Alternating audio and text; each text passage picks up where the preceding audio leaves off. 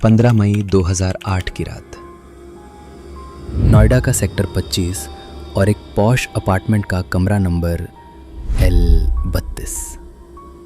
बाहर गर्मी थी, लेकिन उस घर के अंदर मौत का सन्नाटा पसरा था। अगली सुबह जब दरवाज़ा खुला तो सामने जो मंजर था उसने पूरे देश की नींद उड़ा दी। एक 14 साल की बच्ची अपने ही कमरे में मृत पाई गई। लेकिन कहानी यहाँ खत्म नहीं होती। असली ट्विस्ट तो तब आया जब अगले ही दिन घर की छत पर एक और लाश मिली, उसी शख्स की जिस पर पुलिस ने शक जताया था। वो कौन सा सुराग था जिसने पूरी जांच की दिशा बदल दी? कमरे का दरवाज़ा अंदर से बंद था या बाहर से? क्या वो रात भर चलता हुआ इंटरनेट राउटर था या वो रहस्यमयी गायब चाबियां? छिपा है इस पूरी वारदात का राज। दोम फाइल्स में आज हम खोलेंगे नोएडा के सबसे रहस्यमयी केस की फाइल, आरुषि तलवार मर्डर केस, जिसका सच आज तक कोई न जान सका। नोएडा का जलवायु विहार, एक ऐसा इलाका जहां की सड़कों पर शांति और घरों में संपन्नता रहती है। इसी अपार्टमेंट परिसर के ब्लॉक L32 में रहता था तलवार परिवार। इस परिवार के केंद्र में थे डॉक्टर राजेश तलवार और डॉक्टर नुपुर तलवार। दोनों ही जाने माने डेंटिस्ट थे। रसूख, पैसा और शोहरत, उनके पास वो सब कुछ था जिसे एक आदर्श शहरी जीवन कहा जाता है। लेकिन उनकी सबसे बड़ी पूंजी थी उनकी 14 साल की बेटी आरुषि। आरुषि दिल्ली के प्रतिष्ठित DPS नोएडा की छात्रा, दोस्तों के बीच चुलबुली और पढ़ाई में संजीदा। 15 मई की उस शाम आरुषि अपने कमरे में थी। उसका जन्मदिन सिर्फ 8 दिन दूर था और उसे इंतजार था अपने उस नए डिजिटल कैमरे का जो उसके पिता ने उसे गिफ्ट करने का वादा किया था। लेकिन इस घर में एक और शख्स था, हेमराज बंजाड़े। नेपाल का रहने वाला हेमराज पिछले 5 सालों से तलवार परिवार के साथ साए की तरह रह रहा था।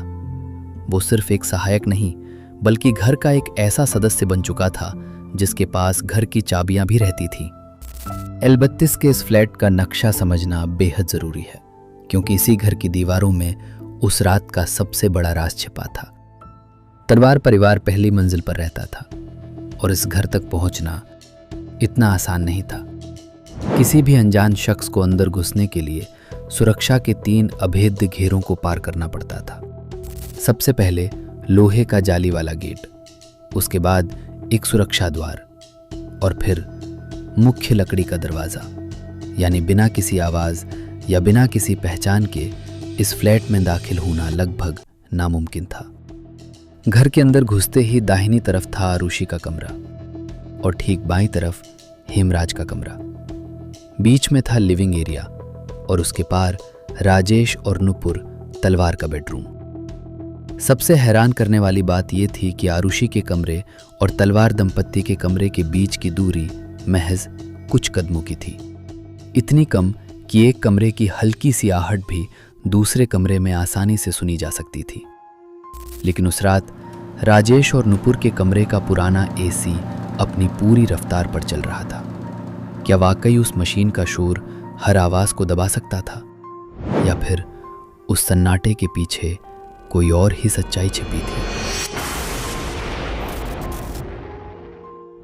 घर का नक्शा तो हमने देख लिया, लेकिन अब बात उस समय की जब इस फ्लैट में अनहोनी हुई। 15 मई 2008 की रात करीब 9:30 पर तलवार परिवार ने साथ में डिनर किया। सब कुछ बिल्कुल सामान्य था, एक खुशहाल परिवार की तरह। उस रात घर में कुल 4 लोग मौजूद थे, आरुषि, उसके माता पिता राजेश और नुपुर तलवार, और घर का सहायक हेमराज। रात के 11 बज रहे थे। डॉक्टर राजेश तलवार अपनी बेटी आरुषि के कमरे में गए और उसे जन्मदिन का एडवांस गिफ्ट दिया, एक डिजिटल कैमरा। आरुषि का जन्मदिन 24 मई को था और वो उस गिफ्ट को लेकर बेहद उत्साहित थी। लेकिन इसके बाद रात 12 बजे से सुबह 3 बजे के बीच इसी फ्लैट के अंदर कुछ ऐसा हुआ जिसने पूरे देश को हिला कर रख दिया। पड़ोसियों ने कोई आवाज नहीं सुनी, गार्ड्स ने किसी को आते जाते नहीं देखा। बाहर की सड़कें शांत थीं, लेकिन इस फ्लैट के अंदर 2 जिंदगियां खत्म हो चुकी थीं। जिस घर में सिर्फ 8 दिन बाद जन्मदिन की खुशियां मनाई जानी थीं, वहां अब मातम पसरा हुआ था। 16 मई 2008 की सुबह करीब 6 बजे तलवार फैमिली की नौकरानी भारती मंडल सीढ़ियां चढ़कर ऊपर आई, लेकिन उस सुबह कुछ अजीब था। फ्लैट का दरवाज़ा बाहर से बंद था। भारती ने कई बार बेल बजाई, लेकिन अंदर से कोई जवाब नहीं आया। वो तुरंत नीचे गई और नुपुर तलवार को आवाज़ लगाई, मेम साहब, दरवाज़ा बाहर से बंद है। नुपुर तलवार अपने मास्टर बेडरूम की बालकनी में आई। इसके बाद नुपुर ने ऊपर से चाबियां नीचे फेंकी। भारती ने चाबियों से दरवाज़ा खोला और जैसे ही वो हॉल के अंदर दाखिल हुई, उसे राजेश और नुपुर तलवार घबराई हुई हालत में दिखाई दिए। घर के अंदर एक अजीब सा सन्नाटा था। फिर भारती धीरे धीरे आरुषि के कमरे की तरफ बढ़ी और जैसे ही उसने कमरे के अंदर देखा, उसकी रूह कांप उठी। बिस्तर पर 14 साल की आरुषि का शव पड़ा था। उसका शरीर सफ़ेद चादर से ढका हुआ था। भारती की चीख पूरे अपार्टमेंट में गूंज उठी। सुबह के करीब 7:30 हो रहे थे। नोएडा पुलिस फ्लैट L32 में दाखिल हुई। घर के अंदर का मंजर देखकर पुलिस ने बहुत जल्दी एक निष्कर्ष निकाल लिया। उनके मुताबिक मुख्य संदिग्ध था हेमराज, और पुलिस को यकीन था कि वो नेपाल भाग चुका है। पुलिस ने आरुषि के कमरे की तलाशी तो ली, लेकिन घर की छत की ओर जाने वाले दरवाजे पर गंभीरता से ध्यान ही नहीं दिया। जब उस दरवाजे को खोलने की कोशिश की गई तो वो बाहर से बंद था, और सबसे हैरान करने वाली बात, उस पर खून के धब्बे मौजूद थे। पुलिस ने हेमराज की तलाश में टीमें रवाना कर दी। समय बीतता गया। घटना के पूरे 24 घंटे गुजर चुके थे। फिर 17 मई की सुबह एक रिटायर्ड पुलिस अधिकारी छत पर पहुंचे। वहां उन्हें खून से सनी एक चादर दिखाई दी, और पुलिस ऊपर पहुंची तो वहां जो मिला, उसने पूरी कहानी को उलट कर रख दिया। छत पर एक शव पड़ा था। शव इतनी बुरी हालत में था कि उसे पहचानना मुश्किल हो रहा था, लेकिन जब सच्चाई सामने आई तो हर कोई हैरान रह गया। वो शव किसी और का नहीं, बल्कि हेमराज का था। उसी हेमराज का जिसे पुलिस अब तक मुख्य संदिग्ध मानकर तलाश रही थी। सबसे चौंकाने वाली बात यह थी कि हेमराज की मौत का तरीका भी आरुषि से मिलता जुलता था। अब पुलिस के सामने सबसे बड़ा सवाल खड़ा था। अगर घर के अंदर मौजूद दोनों लोगों की मौत हो चुकी थी, तो फिर असली गुनहगार कौन था? हेमराज का शव मिलने के बाद नोएडा पुलिस पूरी तरह सवालों के घेरे में आ गई। जिस व्यक्ति को वे नेपाल में तलाश रहे थे, उसका शव पिछले 24 घंटों से उसी घर की छत पर मौजूद था। इसी बीच जांच में कुछ और रहस्यमयी बातें सामने आईं। आरुषि और हेमराज दोनों के मोबाइल फ़ोन घर से गायब थे, और घर के वाईफाई राउटर के रिकॉर्ड्स में देर रात इंटरनेट एक्टिविटी भी दर्ज हुई थी। यानी जब घर में सब कुछ शांत दिखाई दे रहा था, तब भी कोई इंटरनेट इस्तेमाल कर रहा था। हर नया सुराग इस केस को सुलझाने के बजाय और ज़्यादा उलझाता चला गया। फिर आया 23 मई 2008। घटना के ठीक एक हफ्ते बाद पुलिस ने डॉक्टर राजेश तलवार को आरुषि और हेमराज की मौत के आरोप में गिरफ्तार कर लिया। इसके बाद मेरठ रेंज के आईजी गुरदर्शन सिंह ने एक प्रेस कॉन्फ्रेंस की। वहां पुलिस ने एक चौंकाने वाली थ्योरी पेश की। पुलिस के मुताबिक उस रात जब राजेश तलवार घर लौटे तो उन्होंने आरुषि और हेमराज को ऐसी स्थिति में देखा जिससे वे बेहद नाराज हो गए। पुलिस का दावा था कि इसके बाद राजेश तलवार हेमराज को समझाने के बहाने छत पर ले गए और वहीं उसकी हत्या कर दी गई। इसके बाद पुलिस ने दावा किया कि आरुषि की भी मौत हुई। हालांकि इस पूरी थ्योरी को लेकर देश भर में बहस और सवाल उठते रहे।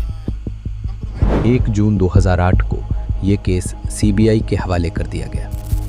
एक तरफ थी नोएडा पुलिस की थ्योरी और दूसरी तरफ सीबीआई की पहली टीम की जांच।